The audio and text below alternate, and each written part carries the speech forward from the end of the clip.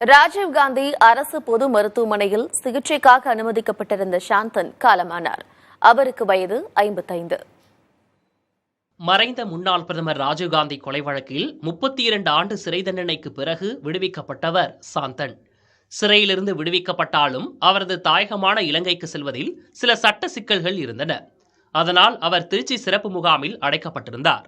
அவரை இலங்கைக்கு அனுப்பி வைக்க வேண்டும் என தாய் மகேஸ்வரி தொடர்ந்து மத்திய அரசுக்கு கடிதம் எழுதியிருந்தார். அதன் தொடர்ச்சியாக அவரை இலங்கைக்கு அனுப்புவதற்கான ஏற்பாடுகள் நடந்து வந்த சூழலில் கல்லீரல் செயலிழப்பால் கடந்த மாதம் 27ஆம் தேதி முதல் ராஜீவ்காந்தி அரசு மருத்துவமனையில் சிகிச்சை பெற்று வந்தார். இந்நிலையில் சிகிச்சை பலனளிக்காமல் அவர் காலமானார். அவருக்கு நேற்று இரவு ஒரு பின்னடைவு ஏற்பட்டு அவர் சுயநினைவை இழந்தார். பிறகு அவருக்கு தொடர்ந்து சுவாசம் மூலமாக சிகிச்சை அளித்து வந்தவுடன் விடியற்காலை 4 மணி அளவில் ஒரு கார்டியாக் அரெஸ்ட் ஏற்பட்டது.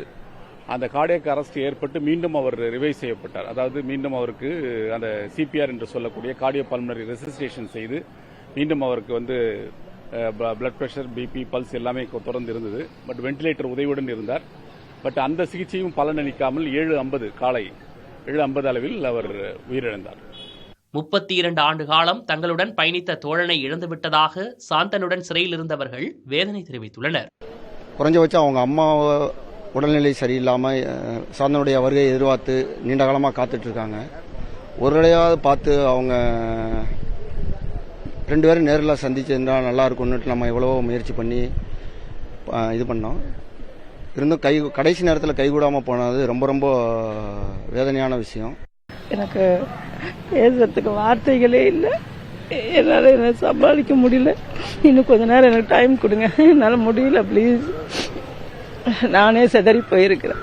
நான் என்ன உங்ககிட்ட சொல்லுவேன். நீண்ட சட்ட போராட்டத்திற்கு பின் சாந்தனை புதன்கிழமை இலங்கை அனுப்புவதற்கான அனைத்து ஏற்பாடுகளும் செய்யப்பட்டிருந்தன.